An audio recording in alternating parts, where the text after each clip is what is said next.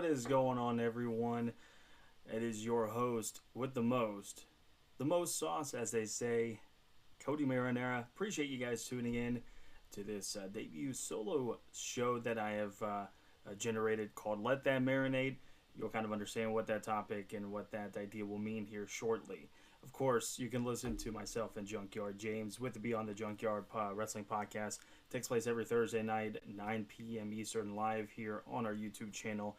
So definitely tune in. We're going to talk about the outcome of Revolution that happened this past Sunday for AEW, as well as Dynamite that's going to be taking place as of this recording tonight, 8 p.m. Eastern on TBS.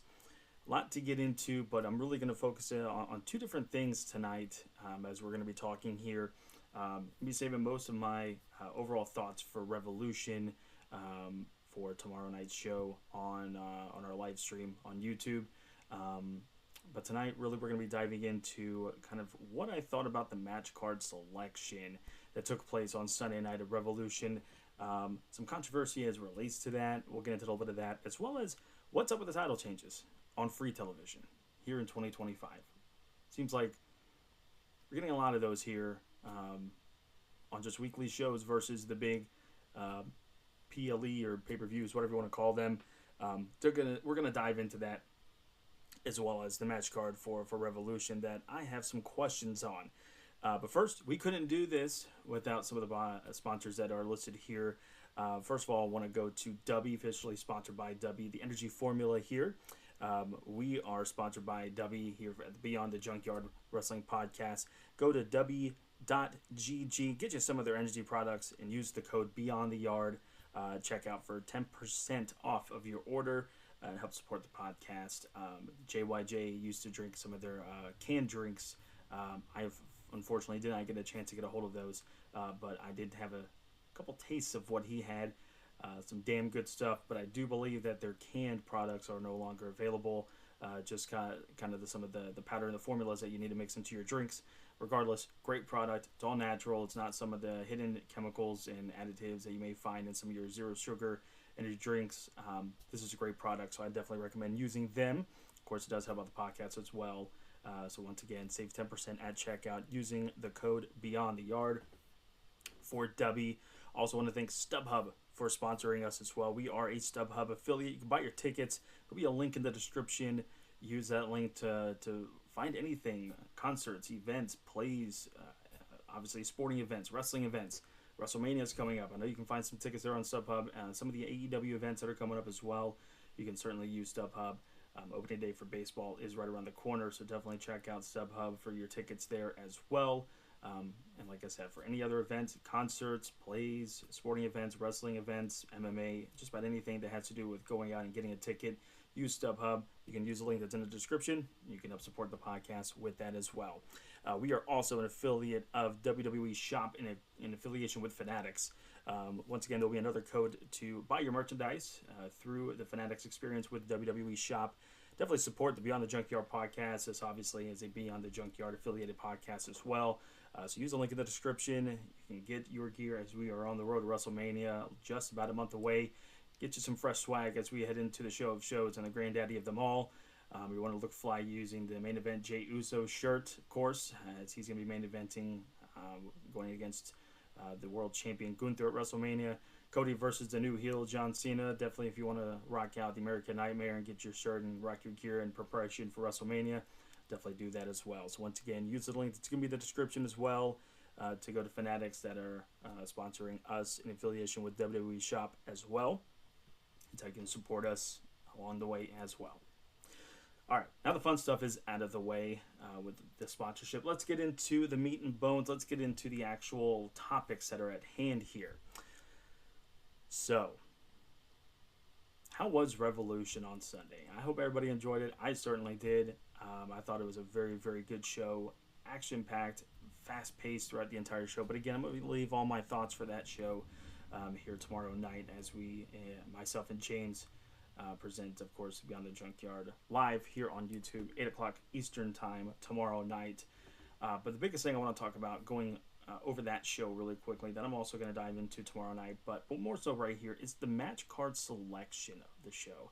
I thought AEW, Tony Khan, the creative team, whoever helped kind of come up with this formula of some of the match card selections. I thought they did a great job with the opening match with MJF and Adam Page. I thought they delivered an awesome match. Way to kick off the show. Such a good rivalry that had a few weeks built up to it, but definitely had people buying into it, and they delivered a very good match.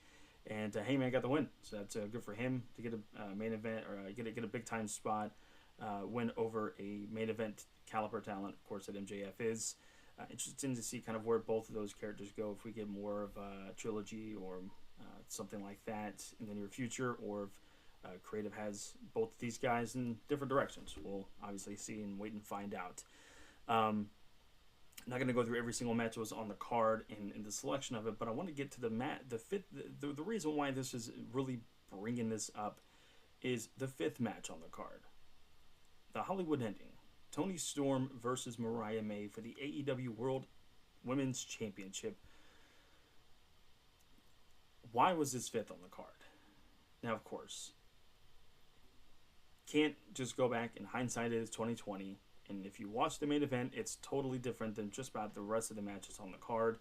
I don't want to say that the main event was crappy or sucked. It was just obviously not as action-packed and fast-paced as we had from pretty much 6 of the 8 matches that were on the show.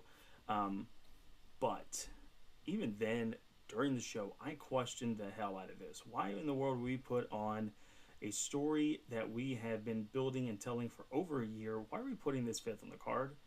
I understand that these gals main evented Grand Slam Australia a month prior in Brisbane, Australia, and that's fantastic, and that's where Toni Storm defeated Mariah May to win back the AEW World Women's Championship. But why in the world was that fifth on the card? That storyline itself deserved to have a main event on a AEW pay-per-view. And to my knowledge, AEW has not had a women's match close out their pay-per-views. They've had plenty of their women's matches close out shows. Grand Slam Australia would be one. Collision, Rampage, Dynamite. And that's fantastic. And that's great. But this has arguably been the best built storyline that AEW has ever produced, ever had. But it goes on fifth. And I truly feel watching that match that these gals unfortunately felt the match had to be rushed. I felt like they got in way too many big spots too quickly, and they didn't let the match breathe, take in these big spots, let the crowd sink into it, and tell this story throughout the entirety of the match. I thought the match itself was great, intense, drama-filled. You can feel the intensity, you can feel the emotion into that match. But I felt it was rushed. I just didn't feel like it deserved a fifth match on an 8-match card for a pay-per-view. This match, at the very least, should have co-main evented, but in my opinion, it definitely should have main evented. I feel like that was a big miss on the part of Tony Khan or whomever is in the creative team. Ultimately, I believe Tony Khan has the ultimate authority to create the match cards and create in the creative direction. He is the end-all, be-all. So this man, you gotta figure out that, listen, I understand that the world title is the world title, and that most of the time needs to be the main event. That has to be for the ultimate stakes, for the ultimate prize. But you gotta mix it up a little bit, and I feel that Tony Khan and AEW missed out on this one for sure. Mariah May and Toni Storm deserve to be in the main event of that pay-per-view. They should have been in the main event of that pay-per-view. If they would have gotten 30 minutes, we would have shaved off 5 minutes of Kenny versus Konosuke, shaved off maybe 5 minutes of Cope and Moxley, shaved off a couple minutes here and there of the tag team title match, of the Continental title match. These gals should have had 25 to 30, 33 minutes to truly deliver this main event caliber storyline and the should have been main event caliber match that we unfortunately didn't get. I'm hoping that's a great learning lesson, and I hope that AEW is able to obviously perform better with these long-term storylines that are so layered well, so deep into the storytelling of it, and that we can have these great matches and great moments leading along the way in the story to maybe hopefully feature more women on the roster, and that they can not only main event more collisions and dynamites, but we get the main event spot that they deserve on these pay-per-views. Now, Moving on. Why do we have so many title changes? On free television, on weekly TV shows, why do we have so many title changes here in the year of 2025? More so from one company than the other. And this is not so much of a so deeply hated tribalism between WWE and AEW, but AEW was always criticized and critiqued for the fact that they had so many title changes on their weekly TV shows over the past couple of years. And now another company, WWE, is doing that. And I'm not seeing as much of the criticism and hate for that as maybe I feel that it not only isn't deserved, but deserves to be questioned at the very least. Let's dive into that, though. Let's dive into that a little bit. So, if you look at every AEW current champion on the roster, and if you haven't watched Revolution, and of course this is going to be up right before Dynamite goes up as well, or even during Dynamite, so you may get a little bit of a spoiler. Sorry, but just the way it is. Let's look at the current AEW champions. We're not really going to include ROH, but you know what? I'm going to include ROH because I'm also going to include NXT with the WWE, so we might as well. So obviously Moxley is the world champion, we think. I haven't seen the title in 2 months, but we're assuming it's in the briefcase. And he did retain over Adam Copeland Sunday at Revolution. Moxley won this title back on October 12th, 2024 at Wrestle Dream. Defeated Bryan Danielson. So he's had this title since October 2024. Won it on a pay-per-view. Toni Storm, this is where we kind of start, chalk this one up. Toni Storm defeated Mariah May to win back her AEW Women's World title at Grand Slam, Australia, in Brisbane on February the 15th of this year. So that was a weekly TV show. It technically took the spot of a Collision. So chalk one up for AEW that there is a title change on a weekly TV show in 2025. Chalk up another one. We're now at 2 because the Hurt Syndicate, Bobby Lashley, Shelton Benjamin, defeated Private Party on Dynamite January 22nd of 2025. I believe that was in Cincinnati. To become the new AEW World Tag Team Champions. They also retained their title at Revolution this past Sunday against the Outrunners. So to make that 2 title changes for AEW in the year of 2025. We get to the TNT champion, Daniel Garcia. He defeated Jack Perry on November 23rd of 2024 at Full Gear, a pay-per-view. So we're still at 2 for AEW. The TBS champion is Mercedes Moné. Won the title last year, May 26, 2024, at Double or Nothing in Las Vegas. Defeated Willow Nightingale on that pay-per-view and has since ran a ramshot in the women's division and is still the TBS champion. Successfully defending her title this past Sunday at Revolution against Momo Watanabe. So again, stay at 2 for the AEW side of things. You can chalk this one up to 3 if you really want to, although I don't think so. Because we get to the International Championship. Kenny Omega did defeat Konosuke Takeshita to successfully win his first International Championship from Konosuke Takeshita this past Sunday Revolution. But that was on a pay-per-view, so I don't think we can really count this. Because it wasn't on a Collision, wasn't on a Dynamite, it was a pay-per-view. So I feel we're still at 2. But congrats to Kenny on becoming the new International Champion. We get to the Continental Champion, which is Kazuchika Okada. He won that March 20th of 2024, almost a year from now, on a Dynamite against Eddie Kingston. But again, we're going 2025 on these weekly shows. So I'm not going to count this one as one of those, although Okada did win this title on a Dynamite. He successfully defended his title this past Sunday at Revolution against Brody King. But again, we're going 2025. Not going to count this. So we're still at 2 for AEW. The World Trios champions, who I'm not even sure when the last time they defended their titles, if they'll defend their titles ever again. But it's the Death Riders with Wheeler Yuta, Claudio Castagnoli, and Pac. They won this at All in London, so August 25th of 2024. They defeated the Patriarchy of Christian Cage, Killswitch, and Nick Wayne. And so it's on a pay-per-view. Haven't defended it, I think, once since then, but still, they won that in 2024 on a pay-per-view. You get to Chris Jericho. He won the ROH World title on a Dynamite against Mark Briscoe back on October 23rd of 2024.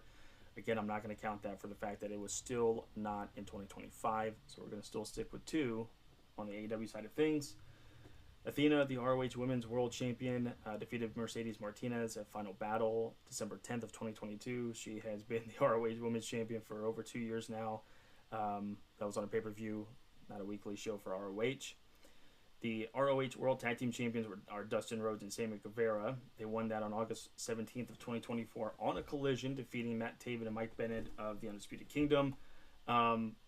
They, again, 2024, I'm not going to count that. If I was saying both years, then yes, let's chalk that up, but I'm not going to count that for the fact that this hasn't been happening in 2025. ROH World TV Champion is Commander. He defeated Brian Cage at Final Battle on December 20th, 2024, pay-per-view. The ROH Women's TV Champion is Red Velvet. She defeated Billy Starks on July 26th of 2024 at Death Before Dishonor, pay-per-view.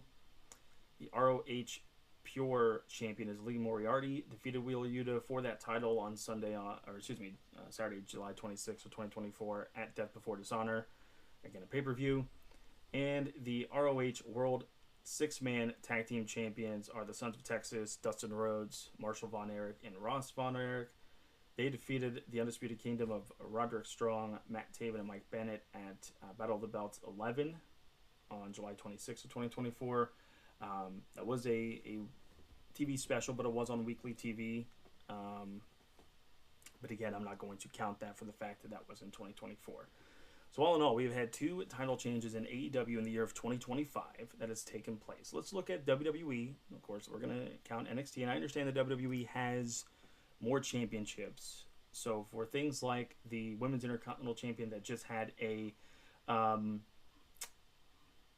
debut champion, I'm not going to count that. We're just going to count kind of some of the actual title changes that took place. So we're going to start with Tiffany Stratton cashing in her Money in the Bank on the first SmackDown of 2025 on January the 3rd, where she cast in on Nia Jax, who had just retained her title against Naomi. And that's when Stratton cashed in the Women's Money in the Bank contract and won the Women's Championship. That's one. 3 days later, on the debut episode of Raw on Netflix, from the Intuit Dome in Inglewood, Los Angeles, California, Rhea Ripley defeated Liv Morgan to become the Women's World Champion on Raw. So chalk that up as 2. We get to NXT New Year's Evil, which I'm not sure exactly when this took place. I know it took place in January, I believe. But that was a weekly show that happened on Tuesday on NXT, and Julie defeated Roxanne Perez. It was the NXT on CW premiere, I believe.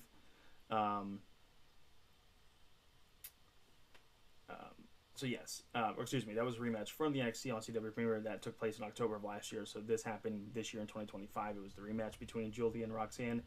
Julia won to become the NXT Women's Champion on the NXT New Year's Evil special, but I was on the weekly edition of NXT on a Tuesday. I'm going to chalk that up as 3. That same show, Obafemi won the NXT Championship over Trick Williams and Eddie Thorpe in a triple threat match. So now we're at 4. I'm not going to count the fact that Lyra Valkyria won the IC Championship on a Raw because I was a debut champion, so I'm not even going to count that. We get to Liv Morgan and Raquel Rodriguez winning the Women's Tag Team Championship on Raw on February 24th of this year. So yeah, they defeated, I believe, Naomi and Bianca. So that's now 5 on weekly television that's happened in 2025 for Raw. Just a little over, almost 10 days ago, Io Sky defeated Rhea Ripley on March the 3rd to be the new Women's Champion, Women's World Champion on Raw. Now it's 6. Shawn Spears won the North American Championship the next night on NXT on March 4th, defeating Tony D'Angelo. Now it's 7.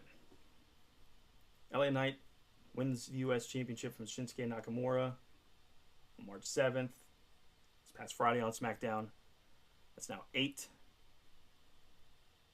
And then let's get to the fact that Stephanie Valkyria is now a double champion and defeated Julia for the NXT Women's Championship last night, March 11th, on NXT.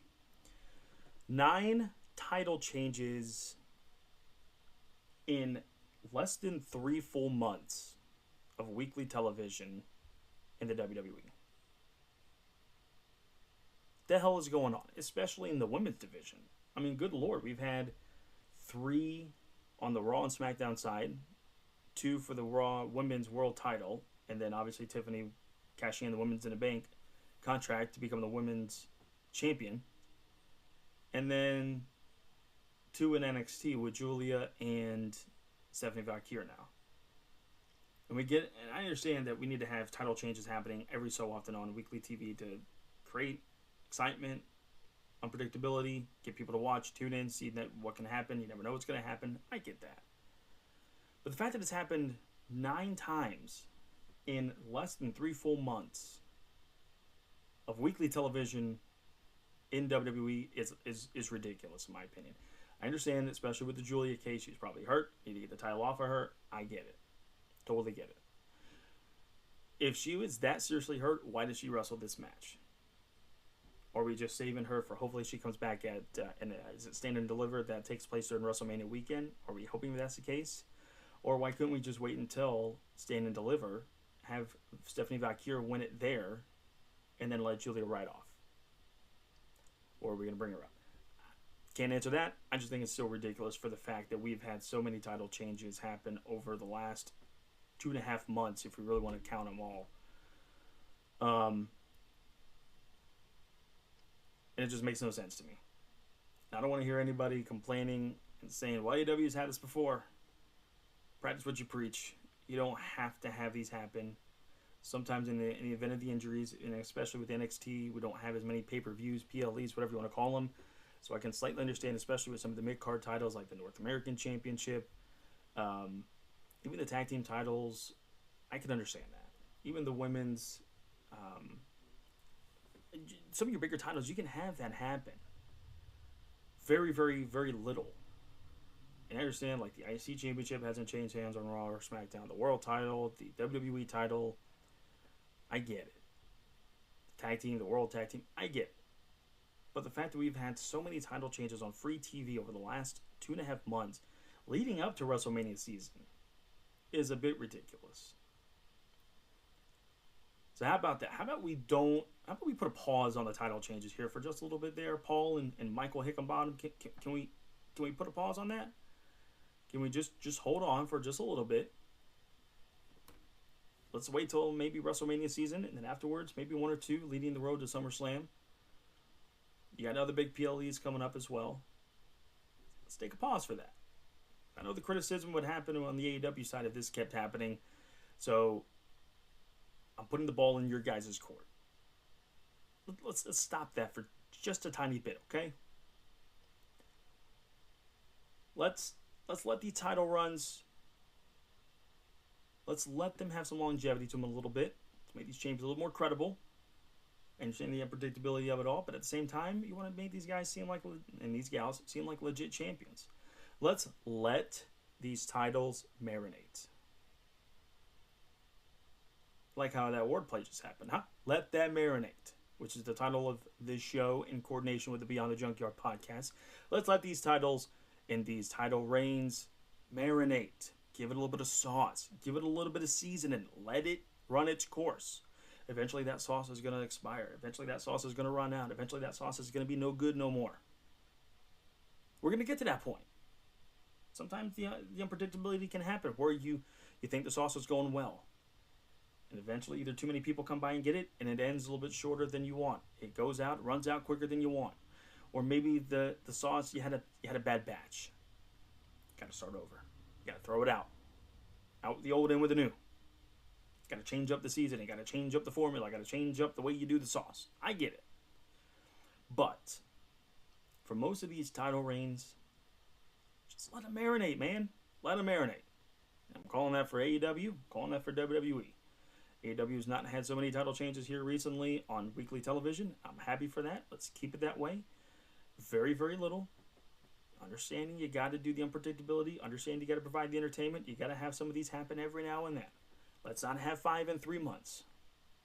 the pace AEW is on right now, where we've had 2 in the first 2.5 months of the year, I'm okay with that. Tag Team Championship and the Women's World Title. But let's let them marinate. That's all I ask. Just let them marinate. Guys, that's it for me for episode 1. I appreciate you tuning in. This will not be a so much of a weekly thing. This is really going to happen on things that I really feel that I really need to speak out on before we get to the Beyond the Junkyard live streams on Thursday nights at 9 o'clock Eastern. All right, here on YouTube.